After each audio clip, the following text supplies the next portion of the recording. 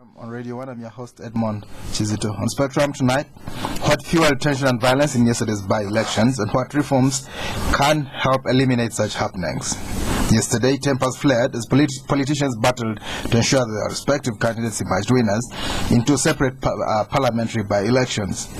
In Osu County, in Katakwi district, violence was reported ahead of a campaign tour by President Museveni, with the opposition saying soldiers beat up opposition supporters. On polling day itself, clashes between supporters were documented. Vehicles were destroyed, including that of Hassan Kaps Fungaroho, MP coming from the FDC party, while Patrick Amriat Oboy, who's also another MP, was attacked by rowdy youths who say he was caught bribing voters. In total, some 8 people were arrested for bribing voters. NRM's Proscovia Alingot, who's 19 years old, won the seat, ending the prolonged NRM by-election drought. In Butambala, tension was high, leading to several physical fights. Reports of bribery, offerings of sugar, and many were registered, although no single person was arrested in the end. Several DP MPs were questioned by police after they were reported to have assaulted voters. Danger was averted when opposition leaders impounded a minibus which was loaded with sticks, like those used by the famous Chivoko squad. Muhammad Mwanga Chivumbi of the Democratic Party emerged winner in Butambala. In both counties, there was a heavy deployment of police. But in Butambala, the Inspector General of Police, Lieutenant General Kali Kaihura, led the command. The Electoral Commission has been commended for being better organized this time and accepting to work with the political players who were keen to get the voting materials and the resultant vote. Now, election observers were on the ground to document what transpired, and already reports have been filed. It's normally upon such reports that reforms can be undertaken to ensure a peaceful and acceptable election process. So tonight we reflect on the happenings and the outcome of the two by-elections, to see the lessons that the country and political parties can take as they struggle to make elections clean and acceptable. Our guests tonight, Honorable John Mulimba, Member of Parliament for Samya, Bugwe North, also a member of the NRM Party. You're most welcome, Honorable Mulimba. Thank you and good evening, listeners.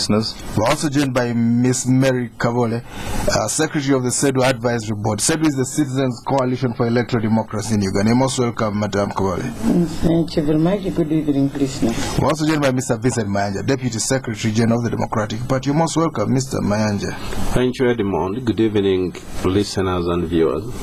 Honorable Mulimba, what led to the violence in yesterday's two by-elections? Well, thank you so much. First of all, I would like to start by congratulating all those who made it through the process. Like I've put it, that those who observed have reported instances of violence here and there. I wasn't personal on the ground, but from what the accounts given by the observers, it looks like there are a number of factors here which lead to this kind of situation to arise. Number one, in my own view, I think there is a lot of excitement whenever we have by-elections because all parties, all arms are deployed, you know. When it comes to the Democratic Party, whether it comes to FDC, whether it comes to NRM, you'll get the full wrath, the full authority of all these authorities getting there.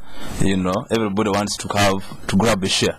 So when you get all from the top leadership down to the bottom of the managers of each political party, which is not usual, like during general election, you will definitely expect to have a lot of excitement and anxiety.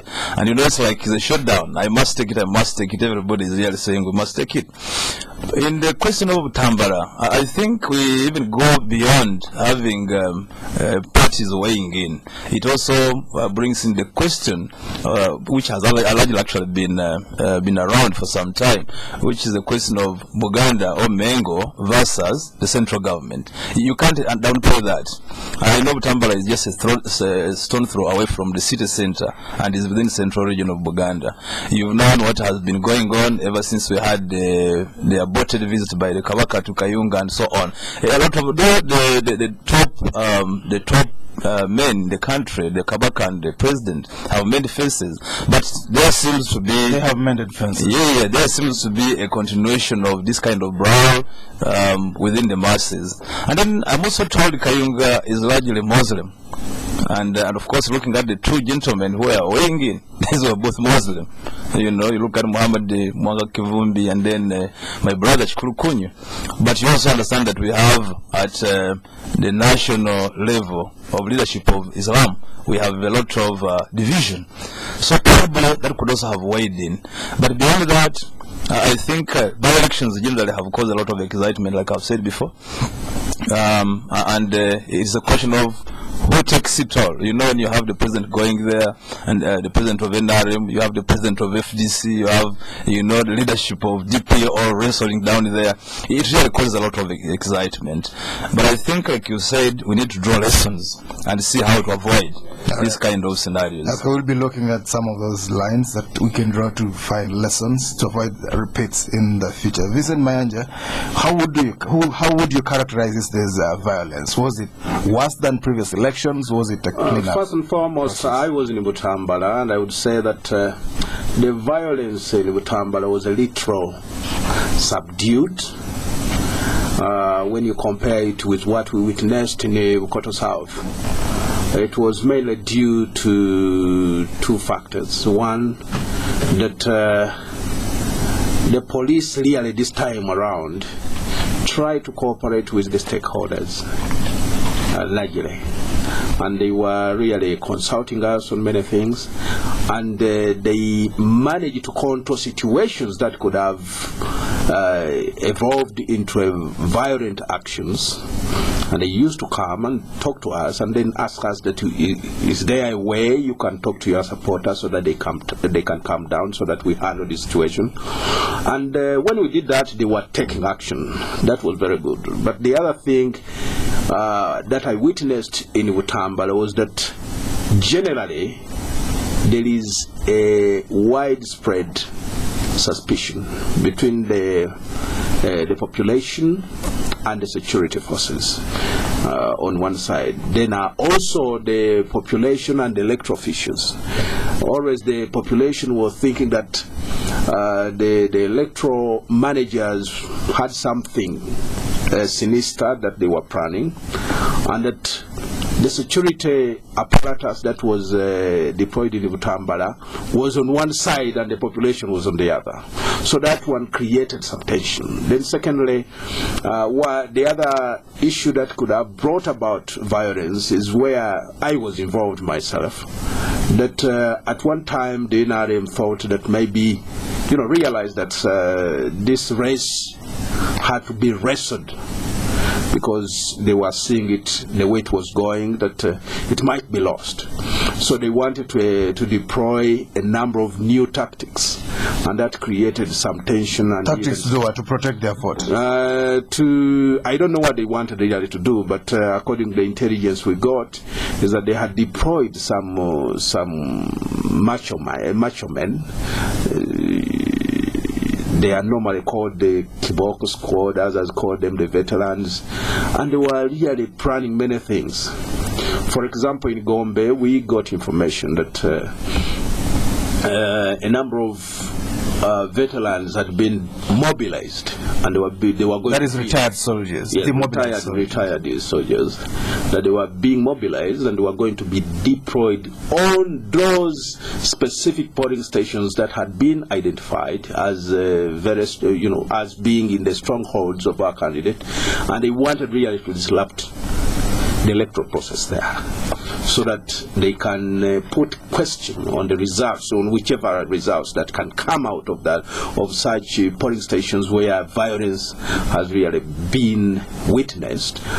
But we nipped that in the bud, because we got that information. We liaised with police, and the good thing, police cooperated. They first thought that we are just raising a very false alarm, and the one officer, the LRPC, came to our office and said, you know what, the information you're giving us is false. Just 2 minutes later, he sees a vehicle moving, dropping two guys at an interval of about 20 meters. Two guys were getting out. So it went, but we told them that we have information that that vehicle is carrying such people. He couldn't believe us. The vehicle went, turned, and after dropping all of them, and whoever was being dropped was moving towards that ground where 2 electoral polling stations were. But we asked our people that just follow those people, stand by them, and see what they do. The good thing is that the police was there. Then when the vehicle turned, we stopped it. We told them that we have information that you are doing this, but we think that it's a mistake. And we are advising you that don't do it, because if you do it, you are going to cause a situation you cannot handle, even the police cannot handle. And we told the police that this situation will go out of hand, and if it goes out of hand, then you can't handle either. They thought that we are lying.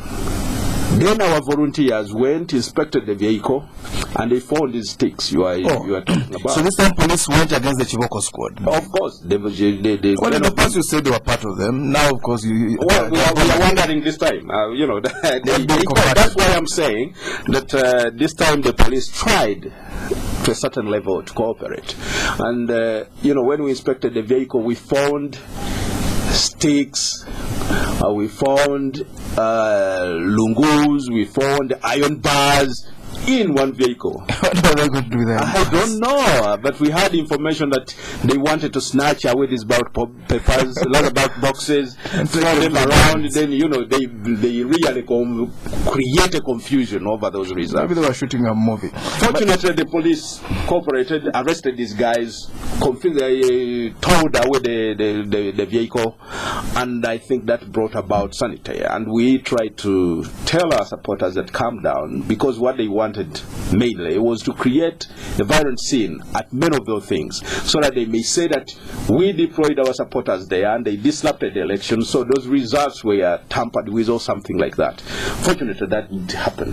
So then the second thing I want to end with is the Electoral Commission. Yeah, before you leave police, basically what you're saying is that the Chiboko squad right now, they're on their own. They really are hanging in there. They don't have any protection. No, I think there are a number of factions in the police. Some agree with. We'll talk about that another. Talk to us about the Electoral Commission. Let's keep it clean. Go. Well, the Electoral Commission this time was very, very transparent. They wanted to do this thing really well, because they involved all stakeholders in every stage of the electoral process.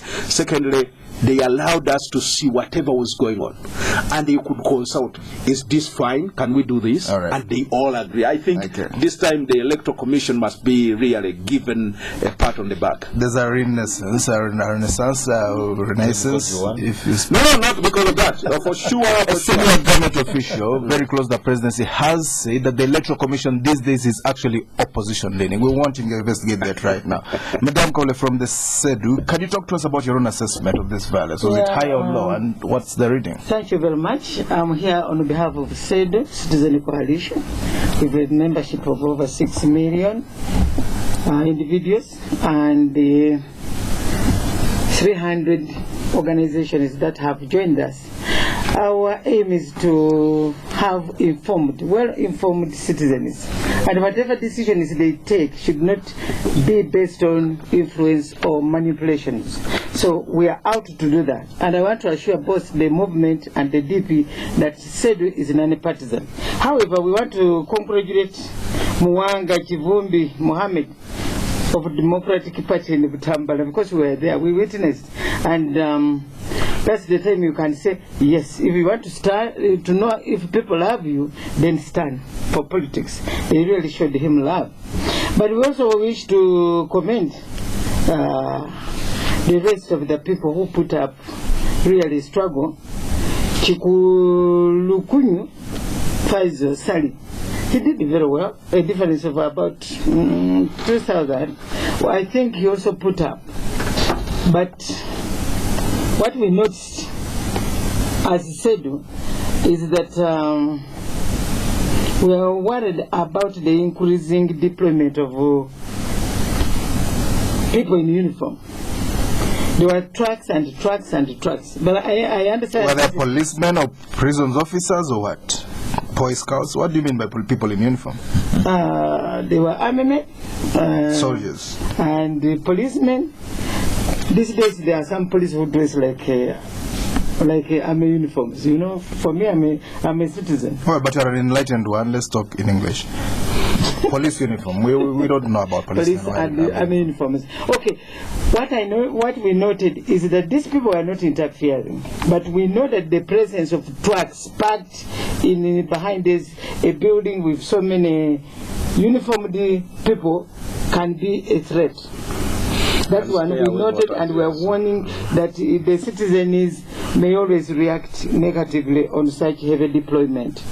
Although the polling stations were having one constable in uniforms, we also noted that there were ununiformed detectives, very many of them at every polling station.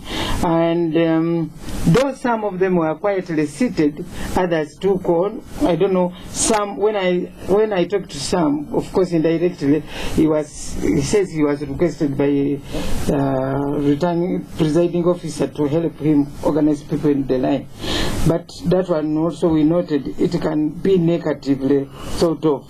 So when they are deploying, surely they should assess, do they need all those trucks with the people? But the style of campaign in Uganda has changed. We noted that there's no solidarity. We are not behaving as Ugandans. Oh. We are behaving as blocks fighting each other. Whoever wins takes it all. Yeah?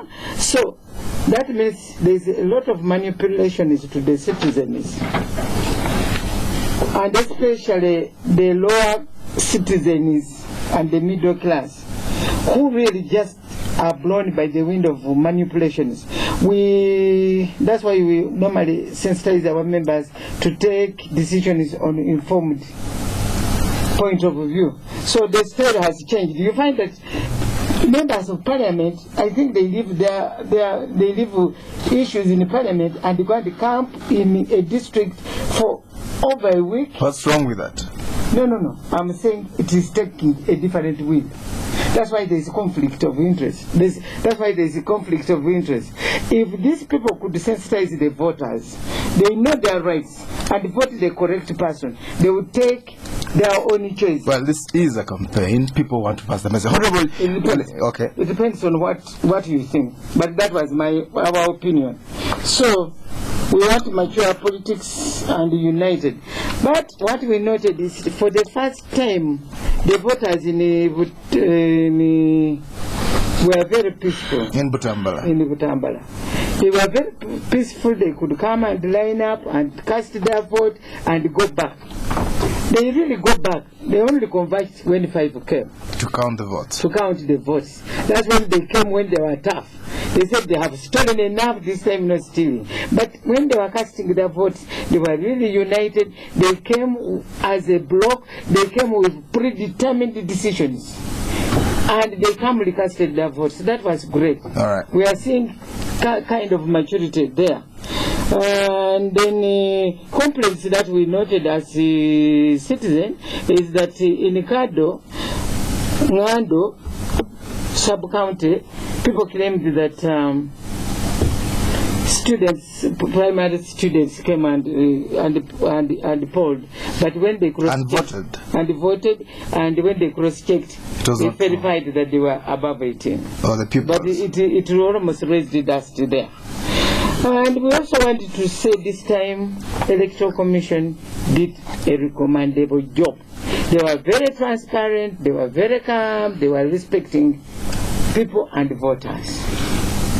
Honorable Mulimba, how can we avoid the violence completely? Maybe before I get there, you know, my sister here from CEDU is giving us a serious contradiction.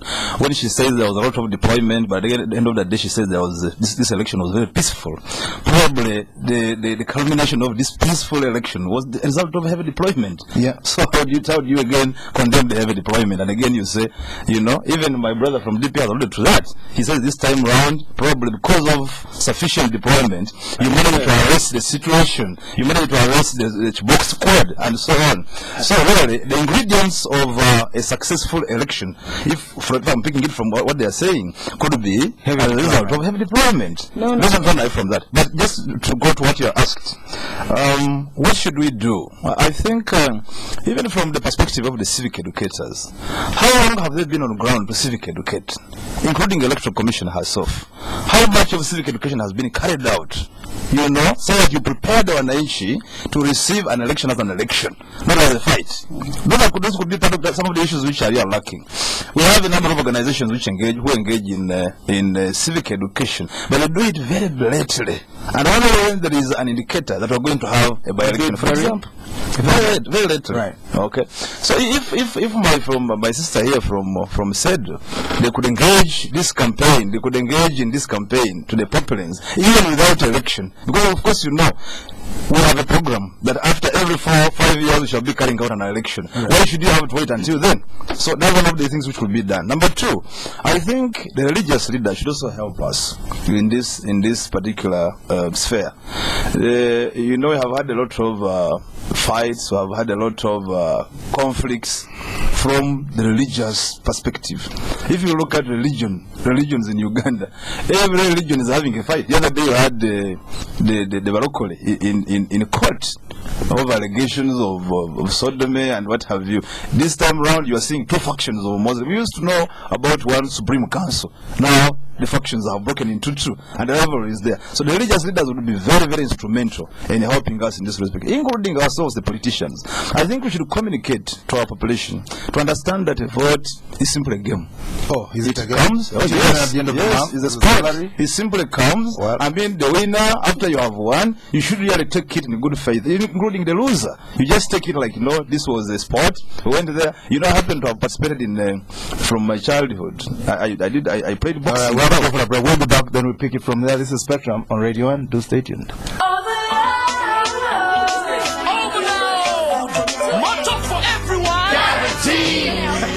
Everybody talking like this in the car, this in the bar. Doesn't even matter wherever you are. With overload, what you really don't know is one number. You get a little bit more. Talk a little longer. Send text to all your loved ones and laugh a little longer. Get 15% extra airtime guaranteed every time you load with MTN. Simply dial *145#. Get talking all day up to midnight with MTN Overload. MTN, everywhere you go. Bank of Uganda and the Uganda Bureau of Statistics are conducting a survey on the real estate sector to collect data on price of land and property. The data collected will help policymakers better understand the economy and business people to plan for their investments. The monthly survey, which will be conducted in Kampala, Mukono, Wakiso, and Entebbe, will collect information on purchase and sale of land, residential houses, and rent of commercial premises for business and industrial purposes. The survey data will be published by Bank of Uganda and the Uganda Bureau of Statistics on a quarterly basis and will be available to the public at no cost. Interviewers with clear identification will visit real estate agents, property owners, and mortgage lenders to complete survey forms.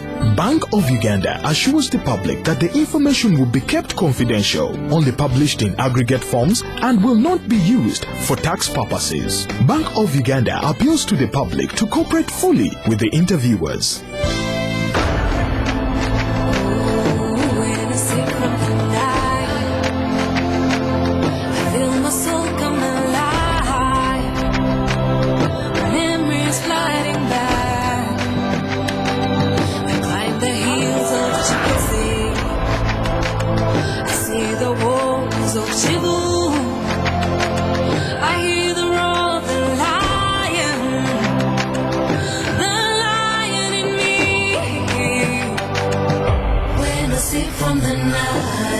As we celebrate 50 special years, Nile Special invites you to toast to our great land. Nile Special, the rich, rewarding taste from the source. You've earned it. When I sip from the Nile. Not for sale to persons under 18. Spectrum on Radio 1 FM 90. Welcome back on Spectrum tonight. What fueled tension and violence in yesterday's by-elections and what reforms can help eliminate such happenings? Our guest tonight, Honorable John Mulimba, Member of Parliament for Samya Bugwe North, Member of the NRM Party, Miss Mary Irene Kabole, Secretary of the CEDU Advisory Board. CEDU is the Citizens Coalition for Electoral Democracy, and Mr. Vincent Mayanja, Deputy Secretary General of the Democratic Party. You will be outcalling and contribute to this discussion. Honorable Mulimba, give us your own analysis. What do you think can be done to end violence once for all? I will pick it from where I stopped. I talked about religious leaders weighing in. I talked about ourselves as members of parliament also, and political leaders and all actors in politics really coming in, tell the population that's not a do or die. It shouldn't really be bloody. It shouldn't be a question of, if I don't win, then there's no life after winning. It should be taken as a game. And like I was telling you personally, I am a boxer. I have played boxing. Where did you learn your boxing? Not from school. I did all the post-primary up to Arusha, and I won in Chitovu, maybe. Oh no, I never said in Chitovu. I was in Bukadi College Kachonga. I was in St. Peter's. Those are the boxing schools of this country. Well, in boxing, you have knocked out your opponent. The rules that you must come and hug him. For what? Even if you are bleeding. So I think we should educate our people to accept the fact that, in as much as it were now, people are trying to put it in as if it is a do or die, as if, people are selling ranches and houses. I think it should not go that far. And this is exactly what is making, matters look very nasty. Sugar should come out of politics. Yes, we should really take politics as politics. It should be, people should come to speak and explain their agenda, put their manifesto across, so that the citizens can pick from what they think is a logical and prudent manifesto, and that is it. And when we come really in the area of service, let's really serve our people. Let's talk really what concerns the citizen of this country, not really coming into politics. Even when we're at time of service delivery, when we should be tackling development, people are really politicking at all times. So I think that can help reduce the tension. But at the same time, I think it's also wrong to begin calling police or military as being partisan. Let's talk about that another time. Yeah. When you talk about service, we'll talk about that another time. We can't really exhaust it. When you talk about service, I know about one RDC, I think Bamsede Bwambale, who was gifted with a car from a constituency in Masaka, a district in Masaka, after serving them. The population decided to buy him, a government official, a vehicle. That's an unusual thing. That was wonderful. Vincent Mayanja, as you give us your own analysis of how violence can be prevented in the future, was there a lot of sugar politics in Butambala specifically? Of course, the previous night before election, we got reports of a number of people moving around, being escorted by the security with coins or what, and sugar, distributing some items, including sugar, including soap, including salt and things for their agents. Not really, but for the voters. Of course, we always so they can vote with a clear mind. What really puzzled us is that on many of the occasions, we got these people red-handed, and we tell the police that, these people are doing this. Then the police was very quick to distance itself from it and try to restrain anybody doing that. In fact, in one occasion, I got a report at the office in Gombe that when such incident was reported and the police vehicle was following these people distributing, they said, you know what, if you say that I have been following these people, now I want you to be assured I'm going to park my car. I will not move again. Who's that now? It was a police officer. Yes. So he drove back and said, you follow me. He went, parked his vehicle and left it. But of course, these things happened in many of those areas. But of course, we always know how to handle this, but I think it should get out. And this is not mainly the source of violence. The source of violence is when it comes to disenfranchising people, changing people's choice and things like that.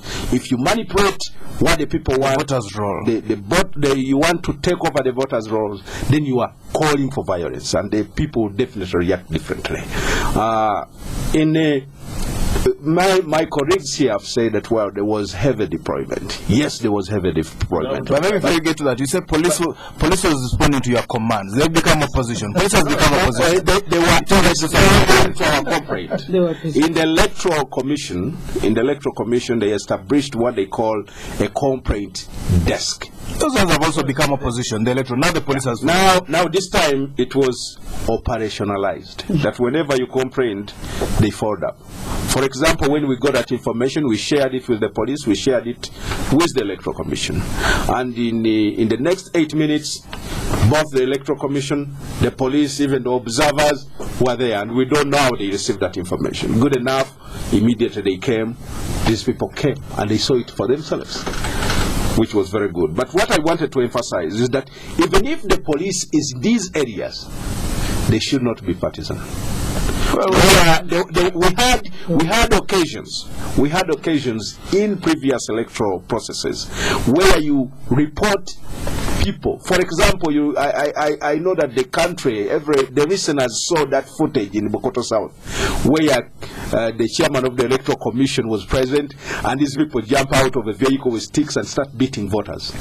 He was mesmerized. Well, he was mesmerized. The police was there, but they couldn't do anything.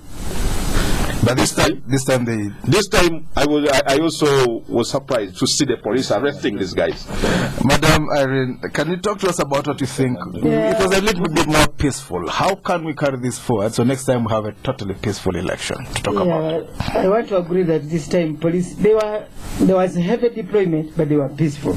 They were peaceful. They did not jump up from their vehicles to go and cause chaos.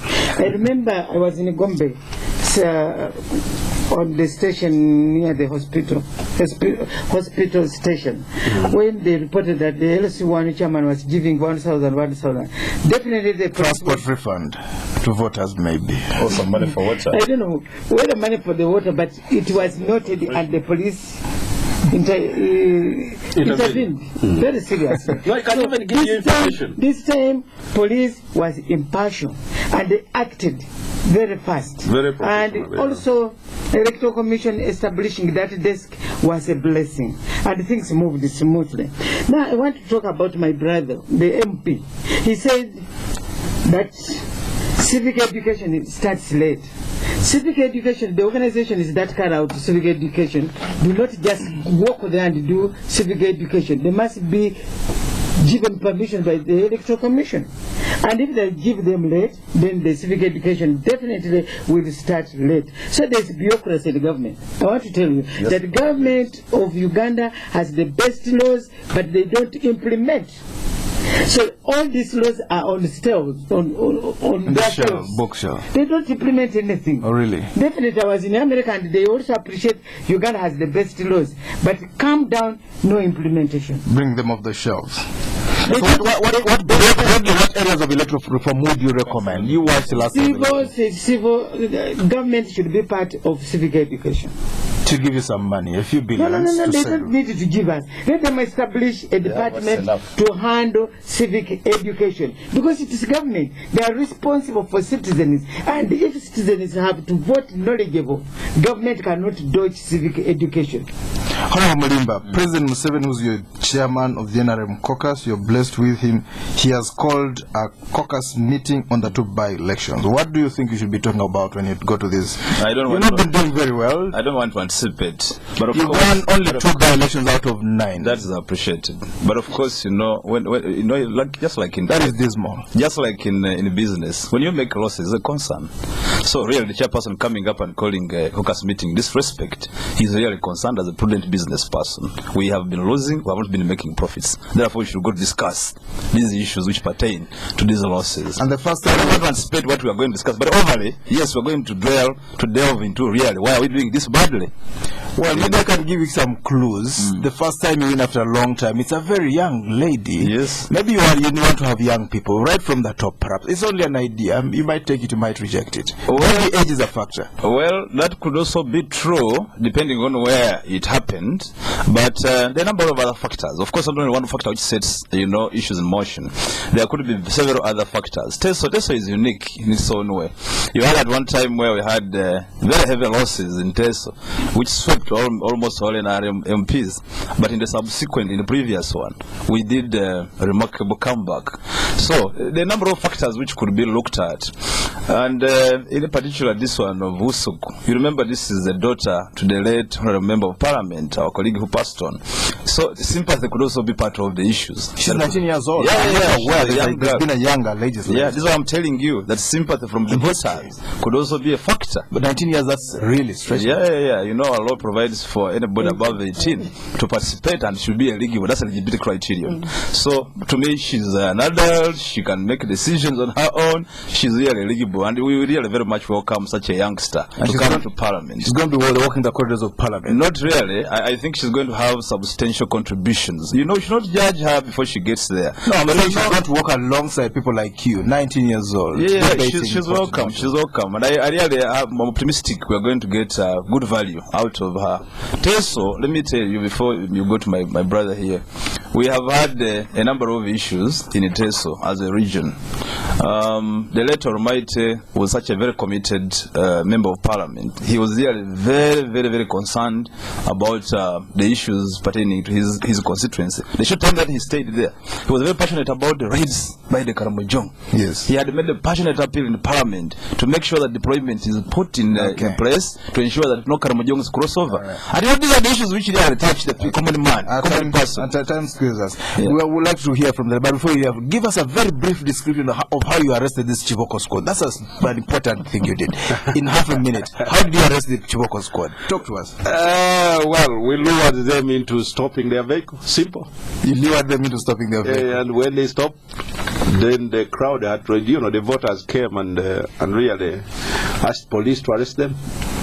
Not taekwondo, not nothing. No, we didn't exchange bros, we didn't do anything. No somersaults by anyone. Well, this is Spectrum on Radio 1. You can call in now. Number 04143481111 03122603990 03122613990. No Chinese tactics, taekwondo, kung fu, nothing of the sort. Spectrum, hello. Good evening, your name? My name is Paul. Yeah.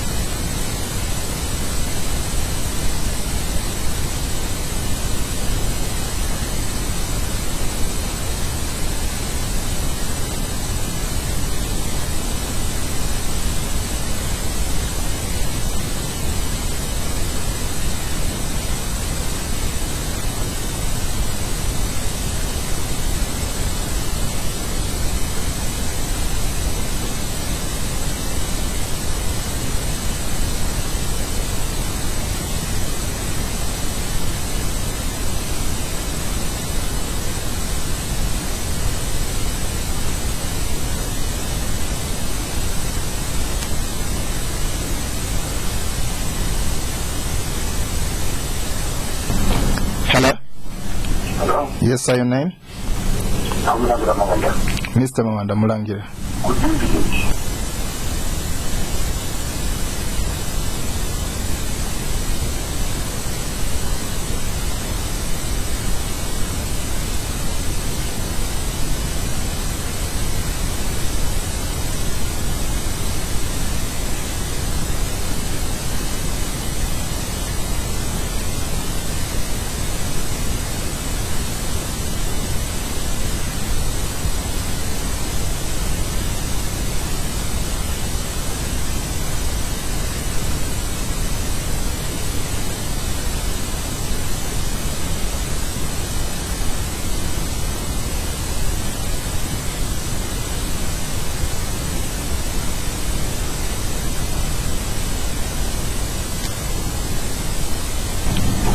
God bless you too, my friend. Spectrum, hello. Edmond, good evening. Good evening, your name? Yeah, thanks for the visit in the studio. Jimmy is the name.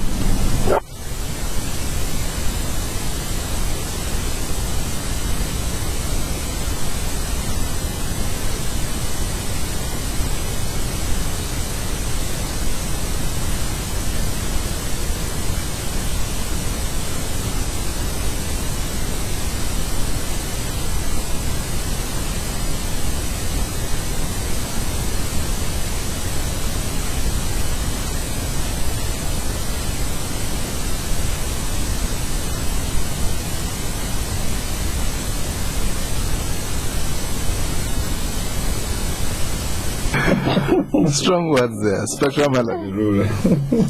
Let's get back to the studio. Mr. Mulimba, talk to us. Strong words you heard from. First of all, somebody says that this is a failed state. How can a failed state organize elections which have been qualified as very free and fair elections by the opposition? First of all, that's a very serious paradox. I don't give even our observers also say these were very clean elections. So we cannot have a failed state organized or presiding over elections, one, and also two, successful elections which are deemed to be free and fair. Well, a bit like Somalia, we've also arranged it. They just had another election. We've had one. Those are just in rehabilitation, in reconstruction. Then somebody is telling me that take the message to the ruler. I think we don't have a ruler. Rulers are not elected. Our president is an elected president, so he's a leader of this country. Really, some of these words are used. Some people think maybe they jokingly use them. But a ruler, maybe he should go back to history and understand what a ruler is. Our president is a leader, democratically elected, and we have had no contest in court whatsoever after his election. So, if I had a message to take whatsoever, word one, it didn't work very well. If I had the message to take whatsoever, I should have taken it, but I need to get in a message.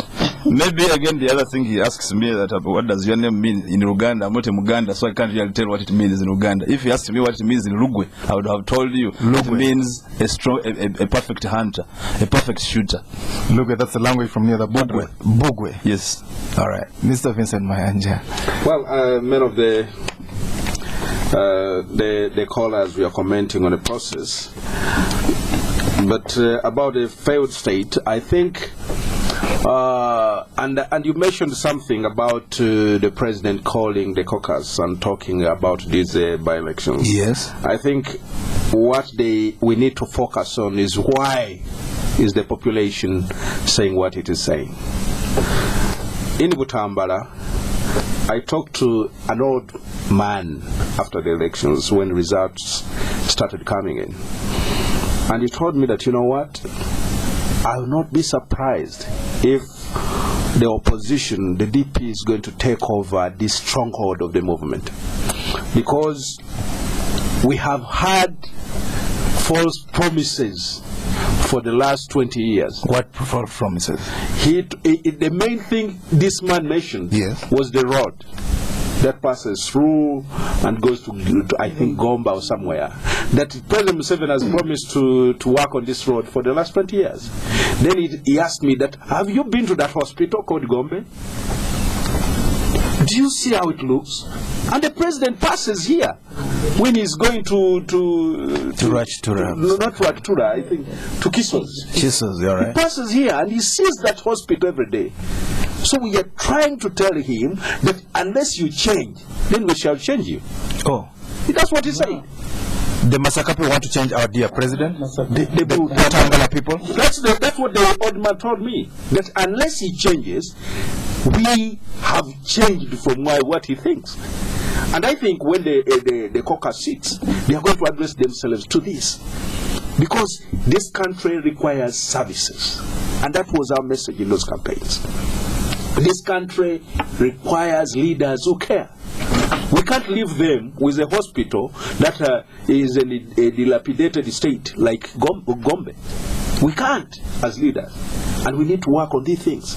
Then the other thing is that the Electoral Commission, and Paul raised a very, very, very pertinent issue that, the Electoral Commission deployed the cream de la cream in the Electoral Commission. Yes. You could find on a polling station a senior Electoral Commission official presiding over and having a register in his hand and trying to screen voters. And he was doing it perfectly. You can't find those mistakes. Become opposition, those ones. No, well, if excellence means opposition, then that is very good. The Ugandan people should appreciate that when you vote for the opposition, then you are voting for excellence.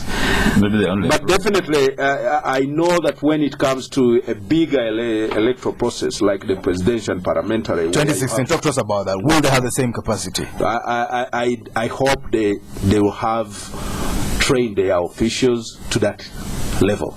If they don't, of course, we shall see these problems again. We shall see violence, and it's going to be very, very costly to this country. Madam Irene, your own response. Yeah, we are looking at a government as citizen coalition. We are looking at a government which takes the services nearer to the people. You know, the government has established several districts in disguise that they are taking services to the people. But when people don't see services, they change.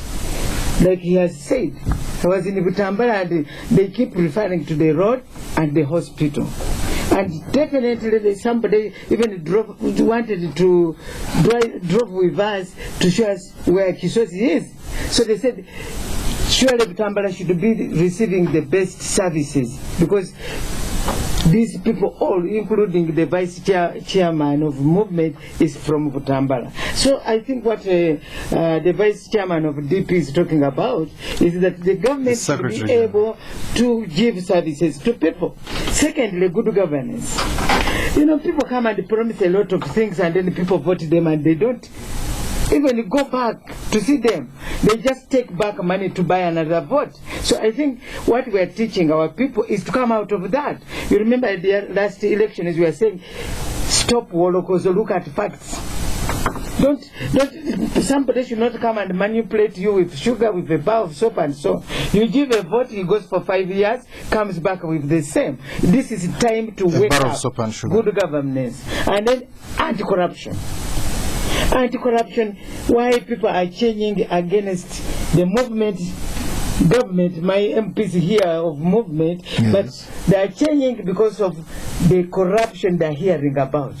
Now if you go to the village, even my grandmother will tell you the government is corrupt. Oh. There are no drugs in the hospital, but the children, even if it is UP, the education is substandard. So, all right. Yes, government should come out and fight corruption, and then the citizens will be happy. Services will come, and people will appreciate. That's why they are trying to show negative approach so that people wake up. Well, Honorable Mulimba is listening very, very carefully. There's no wake-up call. There's nothing new they're telling us. You know, if you have been watching proceedings in Parliament, we have positioned ourselves in a way to tell government that, you know, the reason we're becoming unpopular, NRM is becoming unpopular, we have to accept this really. If you look at the graph, it's a bit dropping. And why? Basically, critical areas to look at is corruption, like my sister here has said. The issue of service delivery, especially in the social service sector, is really very alarming. Even today, this afternoon and this evening, we have had the quarrel on the floor of the House with government. We have identified sectors which we wanted to apply a 30% cut. Surgery will provide 39 billion to increase all the staff salaries in the health department. Yes. Government has come up to stand over that, and they are saying we're not going to, to find this money. But you come and stand over such a good proposal. The following morning, what do you hear? The 267 million has been lost. 167 has been awarded for Sajabalaba. So much has been lost through Kananasan. So much has been lost through these other, quack investors. So really, we need to style up. Some are genuine. Some of them are quack. Look at the Kananathans of this world who came here, duped the president with so much mega projects, and then right now with our money. So really, the issues to handle here is to address the issue of social service delivery. Mr. Mani, what kind of man is Mwanga Chivumbi? What kind of arguments is he likely to bring to the House? This is a gentleman who has really been coached properly. By who? By the processes in the Democratic Party. He knows how to go out. Coaching is normally by an individual, not a process. No. It is the process. The process can't ferment. He has molded in such a way that he's going to offer to Ugandans a new person with an insight on issues, and he can really debate. He can appreciate situations and even offer remedies and offer new approach. But I have to end by saying that I congratulate Honorable Mwanga Chivumbi. I congratulate the people of Butambala upon ending this exercise victoriously and peacefully. And I would like to tell them that in spite the few incidents where even our MPs were arrested, it was really generally free. I thought you were about to say something about shouted deep Islam. Well, thank you very much indeed. Thank you, dear guests. Honorable John Mulimba, Mary Irene Kabole, Vincent Mayanja, Deputy Secretary General of the Democratic Party. Thank you for tuning in. I've been your host, Edmond. Spectrum returns tomorrow.